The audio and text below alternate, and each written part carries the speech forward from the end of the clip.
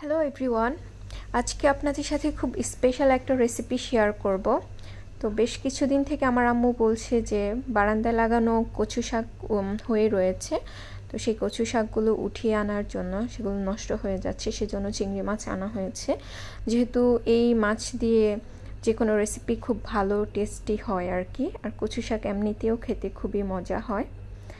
তো এর আগে আমাদের বাগানে খুব সুন্দর করে কচু শাক হতো, যেহেতু গ্রীষ্মের সিজন ছিল কিছুদিন আগে। তো গ্রীষ্মের সিজনে খুব একটা কচু শাক হতে চায় না।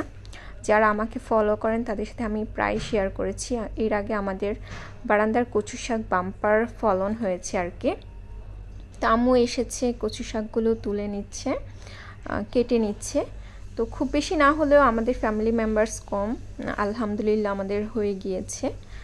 তো এই জিনিসটা আমাদের জন্য আসলে খুবই স্পেশাল, আর মানে একদম নির্দ্বিধায় কচু শাক বানিয়ে খেতে পারা যায় শহরে থেকেও। কারণ যারা ভিলেজে থাকে তাদের জন্য খুব অ্যাভেলেবল একটা সবজি বলা যায়, বাট আমাদের জন্য না। যদিও শহরের বাজারে পাওয়া যায়, বাট সেগুলো আসলে কোন জায়গা থেকে আনে সেটা বলা যায় না। হতে পারে ড্রেনেজ সিস্টেমের আশেপাশে থেকে আনতে পারে, সেজন্য আম্মু কখনো ওইগুলো আনে না। তো ফার্স্টে এগুলাকে কেটে নেওয়া হচ্ছে।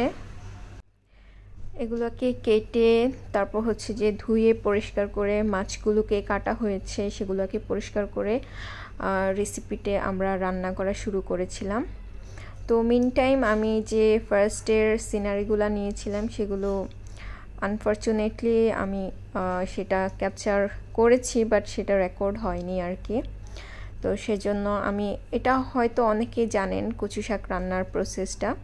তো যে মশলাপাতিগুলো লাগে আর কি, সেগুলো দিয়ে মাছ দিয়ে সব নেড়ে চেড়ে রান্নাটা বসিয়ে দেওয়া হয়েছে। আর এই কচু শাক রান্নার স্পেশাল একটা জিনিস এটা অনেকে বলে যে গলা চুলকায়, বাট যেগুলো একদম পানি থেকে উঠিয়ে আনা হয় সেগুলো মেবি একটু গলা চুলকাতে পারে, আর নর্মালি ওরকম গলা চুলকায় না। আর এই কচু শাকে একটু বেশি পরিমাণ রসুনের ব্যবহার করলে সেটা আরও পারফেক্ট হয়ে যায়। আর কিছুক্ষণ আগে আমি এখানে লেবু রস দিয়েছি।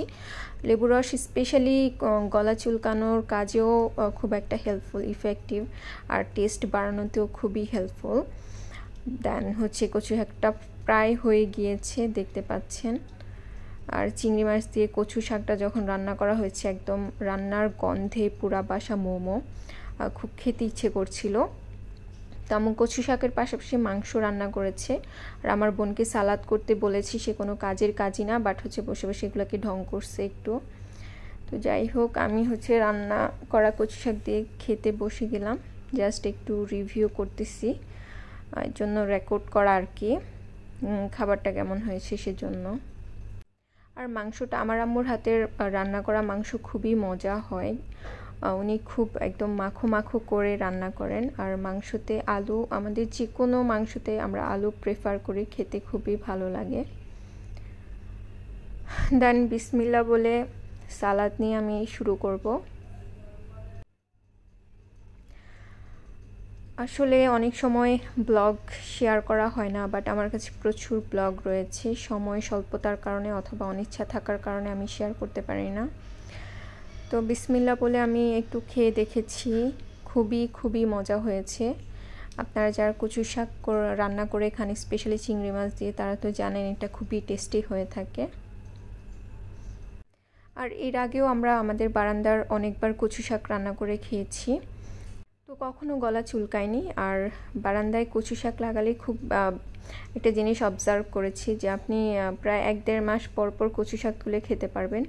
এগুলার গ্রোথ খুবই ভালো, আর এটাতে শুধুমাত্র মাটি আর পানি ব্যবহার করলে হয়, বাড়তি কোনো যত্ন অথবা সারের প্রয়োজন হয় না।